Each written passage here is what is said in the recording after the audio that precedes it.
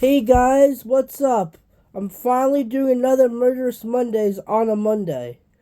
And this channel, Murderous Mondays, I talk about serial killers and I upload every Monday, hence the name. And the next serial killer that I will be talking about is the woman who made soap and tea cakes out of her victims and ate them. The cannibal Leonarda Cianciulli.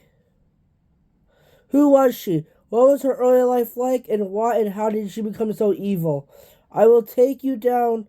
I will answer that and more in this video as I take you down the perspective mind of a serial killer. Now, just a little disclaimer: if you do not want to hear about killing of any sense, I will say click off this video and I see you in another one. But also, another disclaimer. I'm probably going to be saying a lot of these names wrong because they're from Italy. They're from Italian. So, just bear with me. Leonarda Cianciulli. Born April 14th, 1894 to October the 15th of 1970, was an Italian serial killer, better known as the soap maker of Correggio. She murdered 3 women in the town of Correggio, Reggio Emilia, in 1939 and 1940, and turned the bodies into soap using caustic soda and tea cakes. Early life. Leonarda Cianciulli was born in Montella, Avellino, in what was then the Kingdom of Italy. She attempted suicide twice in her youth.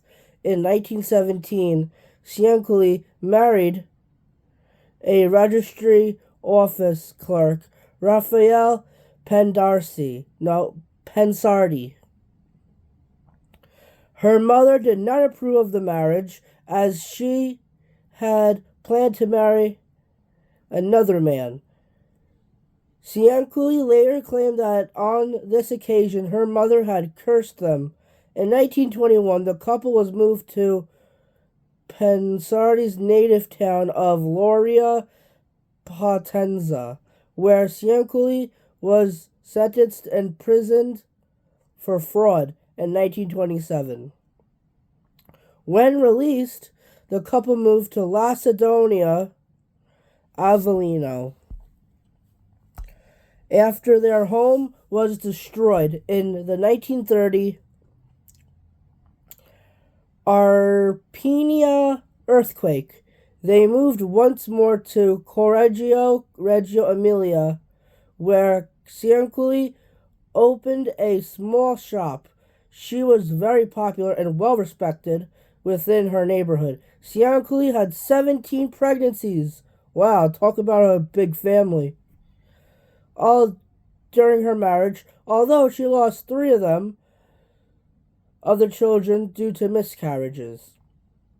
10 more died in her youth, making it, so 17 pregnancies during her marriage. So 14, because 3 died in miscarriage, and 10 more died in their youth, which means that by the age of adulthood, only 4 were still alive. Just think about that. Out of 17 people, 4 of them survived. That's literally more than, you die, you live. You die, live. It's literally 4, one of every four child died before the age of, no, actually 4 out of every, no, because,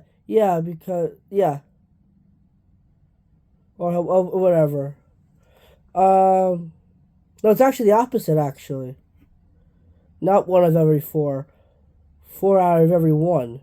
Because, you die 1, you die 2, you die 3, And then you live, that's 4. Wow, but just think about that, though. I mean, it's a luck of the draw. I mean, it was also like tuberculosis and stuff going back in those days, so it wouldn't surprise me that they died young. So 10 more died in their youth. Consequently, Cianciulli was heavily protective of the 4 surviving children. Her fears were fueled by a warning that she had received some time earlier from a fortune teller who had said that she would marry and have children, but all of the children would die young.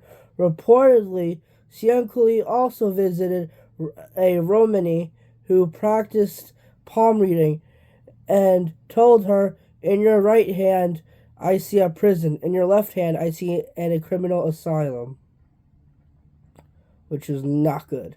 Murder of 3 women.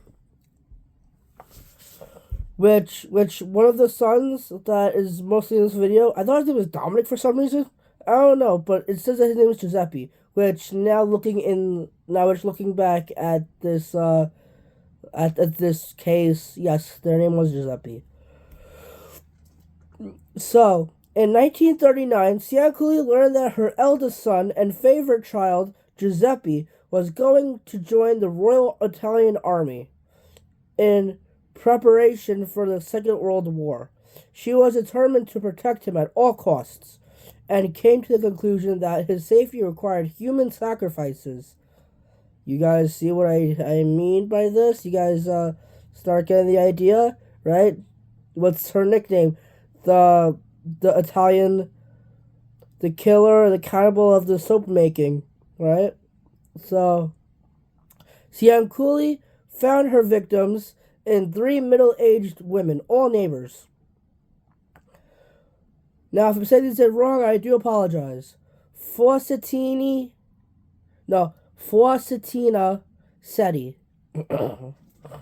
Forsettina Seti.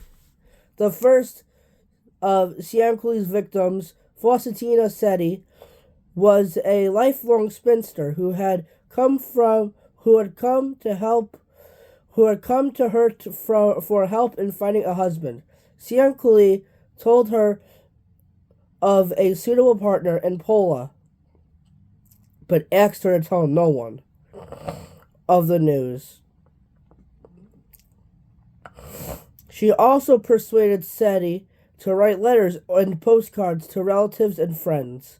They were to be mailed when she reached Pola to tell them that everything was fine, preparing for her departure. Seti came to visit Cianciulli one last time. Cianciulli killed her with an axe and dragged the body into a closet where she cut her into 9 parts, dismembering her, obviously. Gathering the blood into a basin, Cianciulli described what happened next in her official statement. "I threw pieces into a pot, added 7 kilos of caustic soda, which I had bought to make soap, and stirred the mixture until the pieces dissolved in a thick dark mush that I poured into several buckets and emptied in a nearby septic tank. As for the blood in the basin, I waited until it had coagulated, dried it in the oven, ground and mixed it with flour, sugar, chocolate, milk, and eggs, as well as a bit of margarine, kneading all the ingredients together. I made lots of crunchy tea cakes and served them to the ladies who came to visit, though Giuseppe and I also ate them." So just think of this, right? Unknowingly, her son, she thought she was doing the right thing, by the way, because she would protect her child at all costs, which would even mean killing for him, basically, which would mean even killing people and turning them into soap. Just think about it. Just think of this now. She actually washed her son with these soaps of the victim's blood. And unknowingly that the soap was made from the blood of the victims and the tea cakes. Alright, some sources also recorded that Cianciulli apparently received Seti's life savings, 30,000 lyre, which is some kind of payment in currency in Italian, as payment for her services. Francesca Solvi was the second victim. Cianciulli claimed to have found her a job at school for girls in Piacenza. Like with Seti, Cianciulli persuaded her to write postcards to be sent to friends, this time from Correggio, detailing her plans.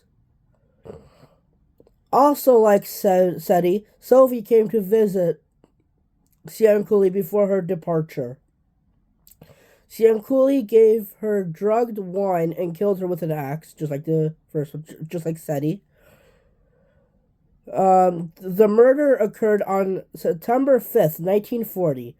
Cianciulli disposed of the body in the same way as Seti's and is said to have obtained 3,000 lyre from her second victim. Now, Virginia Casiopa. No. Virginia Casiopo.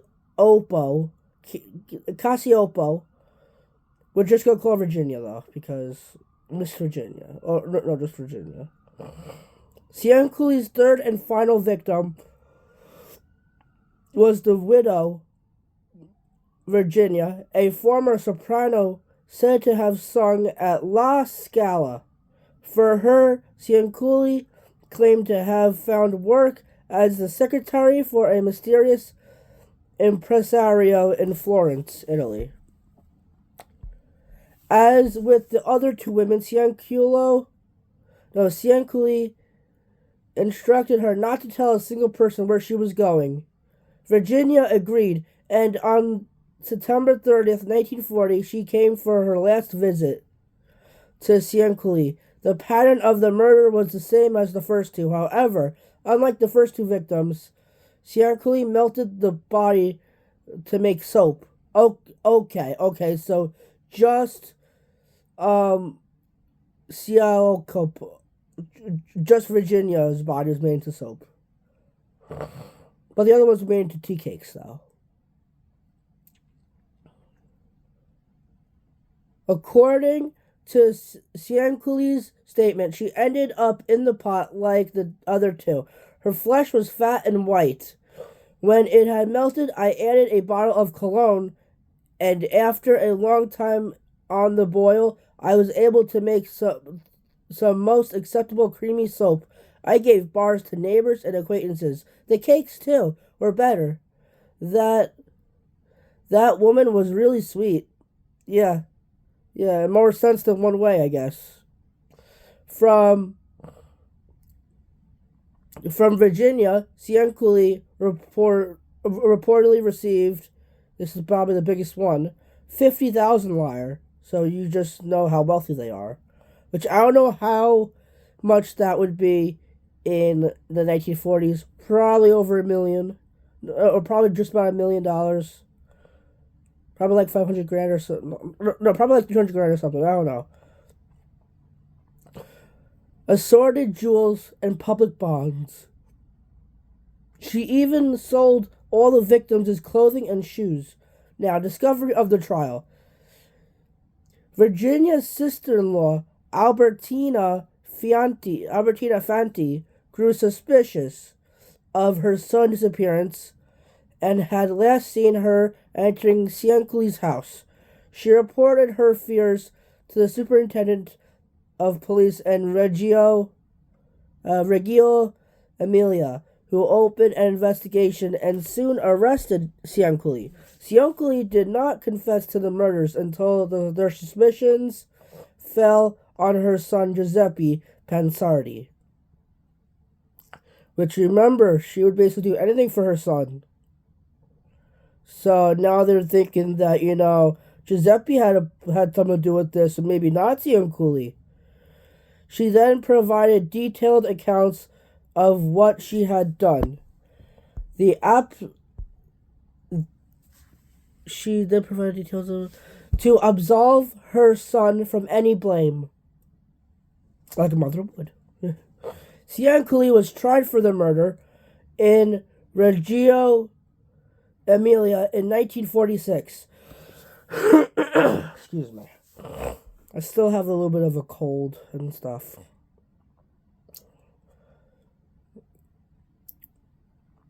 She remained unrepentant, going so far as to correct the official account while on the stand. At her trial in Reggio Emilia last week, Poetess Leonarda gripped the witness stand rail with oddly delicate hands and calmly set the prosecutor right on certain details. Her deep-set dark eyes gleamed with a wild inner pride. And as she concluded, "I gave the copper ladle, which I used to skim the fat off the kettles, to my country, which was so badly in need of metal during the last days of the war." Cianciulli was found guilty and sentenced to 30 years in prison and 3 years in a criminal asylum. She died of cerebral apoplexy in the women's criminal asylum in Pozzuoli on the 15th of October of 1970. So the thing was that, right? She only served 26 out of her 30 years, plus the 3 years in the asylum because she passed away.